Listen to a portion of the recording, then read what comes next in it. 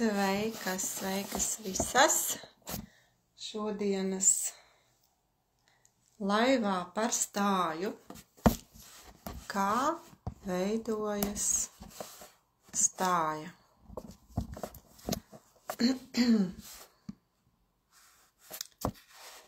Tad iepinošu, lai jūs varat redzēt, par ko ir šīs dienas tēma. Super saulīte tieši apspīd. Es esmu darbā, saulīte spīd pretējās mājas logā un tā kā mazliet izgaismo mani. Labi, tad sāksim, ja kaut kas ir ar internetu, dodiet ziņu, ja kaut ko nevar dzirdēt, saprast. Ļoti sen neesmu bijusi laivā, es pat vairs neatceros tiešām, man liekas, kaut kādā pavasarī pēdējo reizi, un domāju, kā labāk parunāt par to stāju. Tāpat jau šīs dienas tēma būs tāds mazs gabaliņš tikai no visa tā, ko es varu palīdzēt stājai, bet diezgan būtisks, jo tas ir tas pirmais. Un, lai saprastu par stāju, es mēģināšu, es runāšu lēni, lai es pati varu tikt tā kā salikt pa punktiņiem to, ko es gribu pateikt, un lai jums vieglāk arī uztvert, cerams. Tātad, tad, kad cilvēks atnāk pie manis un saka, ka man ir stājas problēmas, man ir jāsaprot, ko viņš ar to domā. Vai viņam ir reāli kaut kādas sāpes, jeb kāds viņam ir pateicis, jeb pats viņš izdomājis, ka viņam ir stājas problēmas. Un bieži tas ir tā, ka mums ir kaut kādi speciālisti, apkārtējā vide, mums ir kaut kādi tādi normatīvi, kuri nav saistīti ar mūsu anatomiju un fizioloģiju, bet kaut kādi standarti, ko kāds ir izdomājis, kādai jāizskatās stājai. Visbiežākā lieta, ko sievietes sūdzās par sevi un par bērniem, ir, ka it kā viņu pleci iet šitā uz priekšu. Respektīvi, man ir šķīvi pleci un viņi man iet uz priekšu. Tad, kad es uz cilvēku paskatos, parasti viņš normāli sēž, ja vien viņš nemēģina kaut kā baigi iztaisnoties, bet, lai būtu šķīvi pleci, to es saprotu, kaut kā šādi, ka cilvēks visu laiku sēž šādi. Un tad ir svarīgi saprast, ka kur jūs anatomiski esat redzējuši tādu cilvēku, kuram pleci ietot šādi te uz sāniem un ka tas būtu dabīgi. Šis nav dabīgi, šis ir slimīgi. Šāda veida tos, kad liekas, ka pleci pilnīgi skatās bezmaz vai atpakaļ, tāda veida stāja ir atrodama, tāda veida stāja var būt kaut kādiem dejotājiem, kam tas ir vajadzīgs, ja tur kaut kādu deju numuru iznešanai, brīvības pieminekļa sargiem, tur Bekingemas pils sargiem, kam ir jāstāv šādi un kas nedrīkst, kad izskatās, ka viņi nāpo. Bet dabīgi cilvēkam nav tāda stāja, ka pleci iet atpakaļ un izskatās tā, ka viņš ir norījis mietu.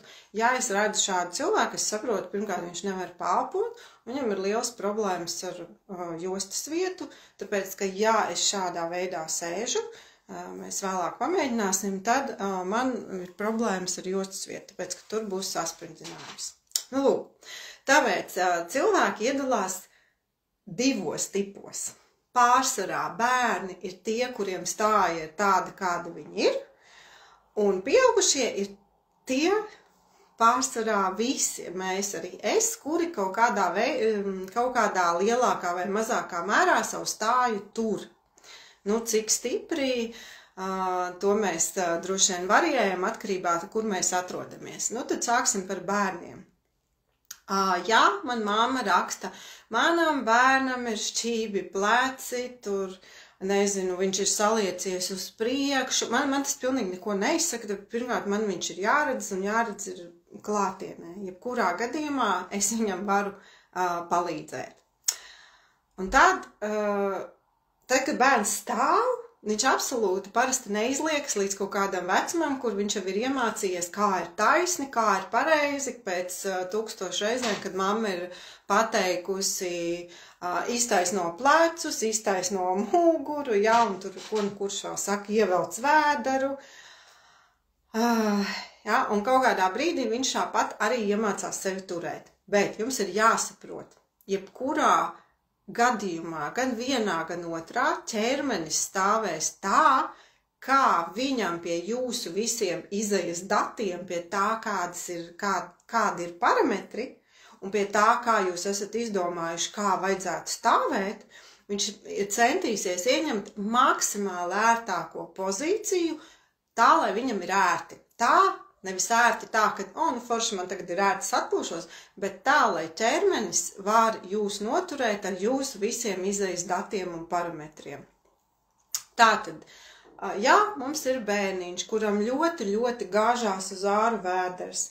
Bērniem tā ir pirmkārt norma, bet norma ir, aptuveni līdz, tur 1. klasē, tāpēc, ka bērniņi, līdz 6-7 gadiem bērniņi aug, viņi aug ātrāk nekā, teiksim tā, iekšējā orgāni aug ātrāk nekā vēderiņš, un viņiem vēderā nav tik daudz vietas, un tāpēc ir normāli, ka bērniem ir liekas tā kā šie te puncīši uz āru.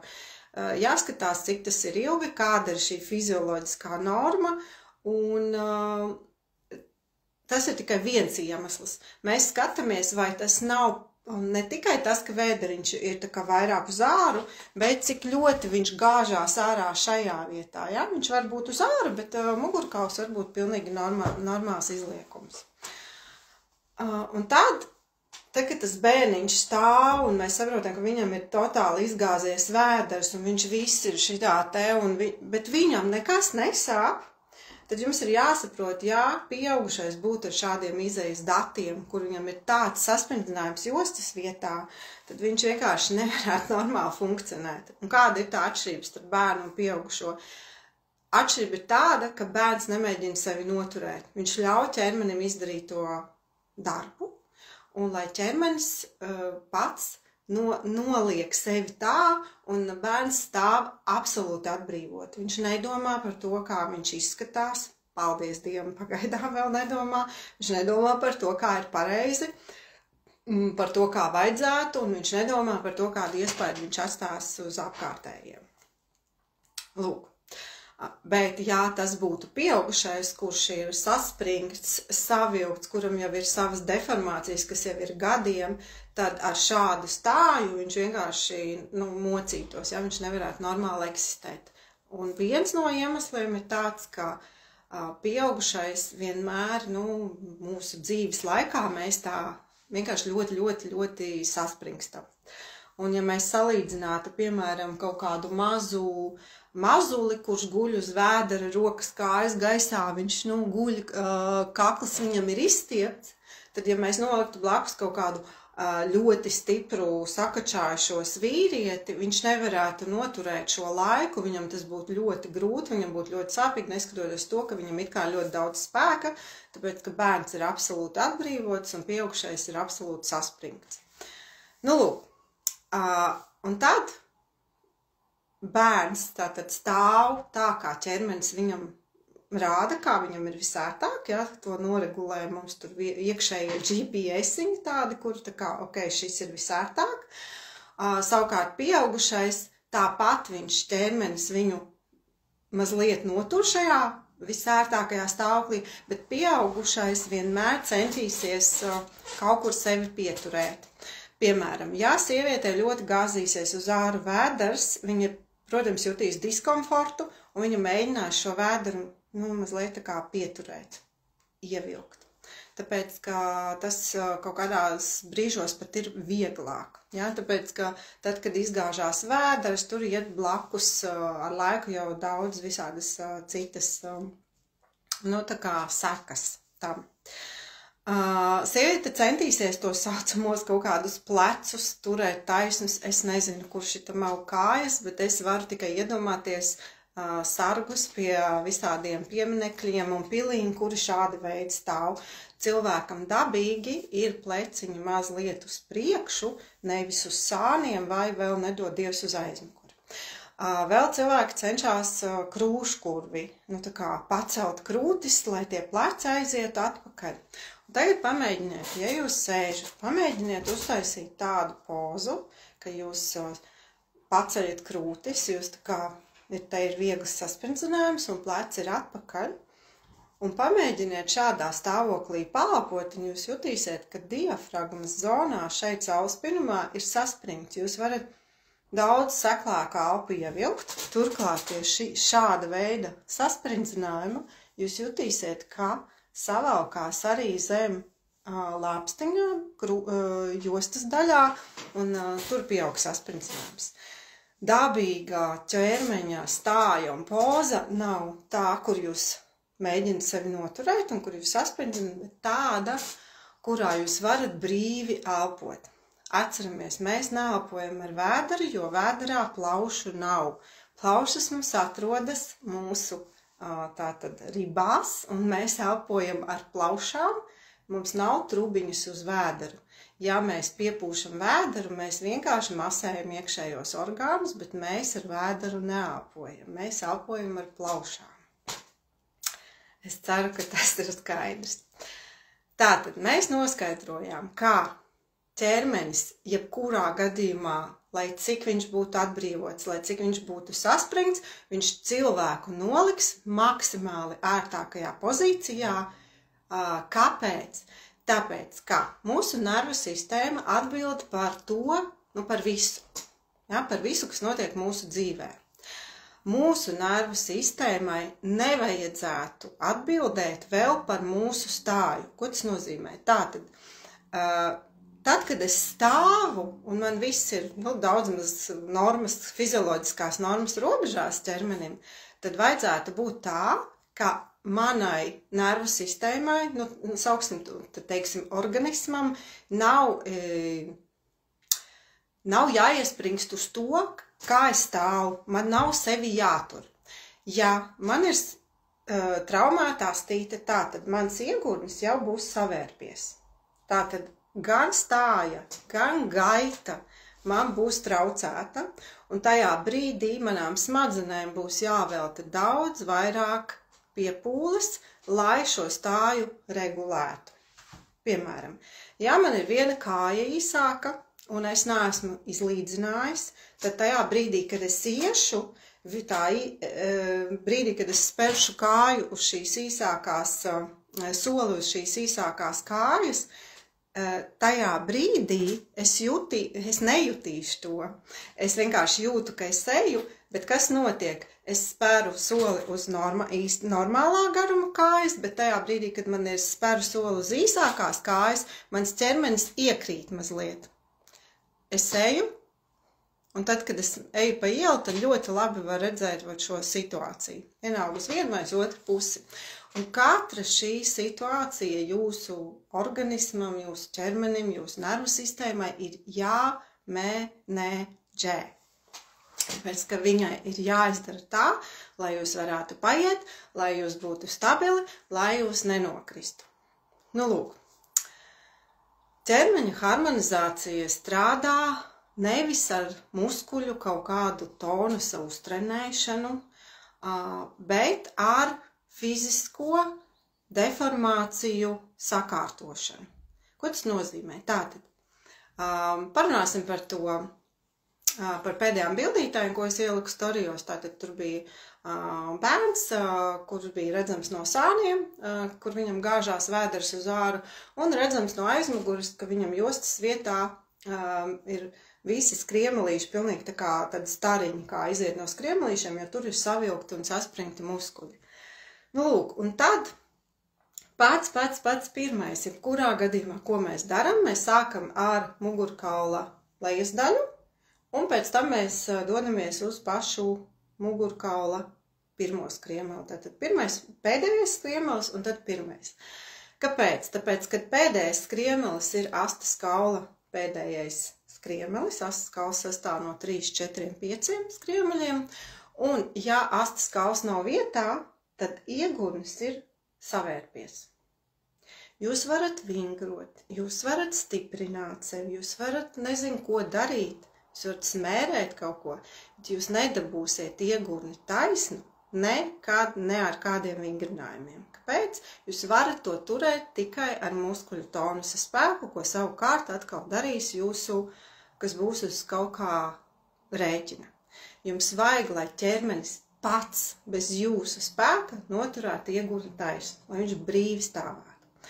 Lūk, un tajā gadījumā ar šo bērnu, kas bija bildēs, mēs strādājām tieši 2 minūtes un izlabojām bērniem astes kaulu. Kāpēc bērniem tās ir 2 minūtes, nu varbūt 5, un pieaugušiem dažreiz tās ir 2 stundas? Atkal mēs atgriežamies pie tā. Bērnam nav nekāda vispār sajāga, kas tagad būs. Viņš var bišķi, protams, satraukties, bet viņš vēl nemāk tā savilkties un saspringt. Protams, otrkārt, viņam nav šis gadu uzkrājums, viņam nav tā astīta gadu desmitiem atsēdēta, nosēdēta, ja? Bet pats svarīgākais ir, ka tajā brīdī, kad es veicu šo astes kaula manipulāciju, kas ir absolūti, kas ir ar vibrāciju, un tā ir absolūti nesāpīga, bērns nesaspringst. Viņš vienkārši guļ uz kušetes. Ļoti bieži, kad es to daru ar pieaugušiem, un es strādāju tikai ar sievietēm un bērniem, tad sievietes un guļ, un domā, ka tagad viss notiks, un nekas nenotiek, tāpēc, ka caur akmeni skaņa neiet. Skaņa nevar baigi ievibrēt akmeni. Lūk, tāpēc ar bērniem tas ir diezgan ātri, protams, ar nosacījumu, ka arī mamma tur sēž stūrītī un tāda pilnīgi atslābinājusies, tāpēc ir svarīgi arī ar mammu pastrādāt. Un no oktobra es esmu nolēmusi, ja mamma nāk ar bērnu, tātad vizītē, un mamma pati pie manis nav bijusi, tad vizīte būs par pusstundu garāka. Pirmkārt, lai man ir vieglāk, tāpēc, ka man tāpat bieži sanāk iekavēties, un tas ir mans laiks, ko es vienkārši papildus strādāju, un plus vēl iekavējās nākamā vizīte, ja, un lai es varētu tiešām izdarīt ar to bērniņu mierīgi līdz galam. Ja mamma pati ir iepriekš jau bijusi, tad pēc tam nākot ar bērnu, tad tas ir daudz vieglāk, vienkāršāk un nav vairs tur vajadzīgs tas pagarinātais laiks parasti. Nu, lūk. Tātad mēs vispirms, jebkurā gadījumā, parūpējamies par astes korekciju. Bērniņš guļ vai pieaugušais cilvēks guļ uz kušetes. Pirms tam mēs uztaisam fotogrāfijas, veicam testus, cilvēks pārbauda dažādās pozīcijās, kā viņš jūtās, kur viņam sāp, cik viņš zemu var noliekties. Un tad viņš guļ uz kušetes. Es turu pirkstiņu pie astes kaula, dziedu speciālu skaņu, kas rada vibrāciju. Bieži ir tā, ka bērniem nesāp, bērniem pārsvarā nesāp, bet viņiem kut. Pēc 10 gadiem jau vairāk sāp, līdz 10 gadiem bieži ir tā, ka vai nu neko nejūt, vai vienkārši kut. Un arī tad, kad es dziedu to skaņu, tad viņi var just kā, kaut kur kut, kaut kādas sajūta caur ķermeni iziet. Bet tas nav sāpīgi. Un tad es pārbaudu, jautāju, pati uzspiežu, mēģinu saprast, un tad mēs skatāmies, sanāca vai nesanāca. Lūk. Un tad mums iegurnis ir taisns. Un tikai tad mēs varam iet tālāk. Kāpēc vēl? Tāpēc, ka tad, kad mums ir iegriezies, piemēram, šī ir mana labā roka, pirms labais gurns būtu mazliet uz priekšu. 99% gadījumā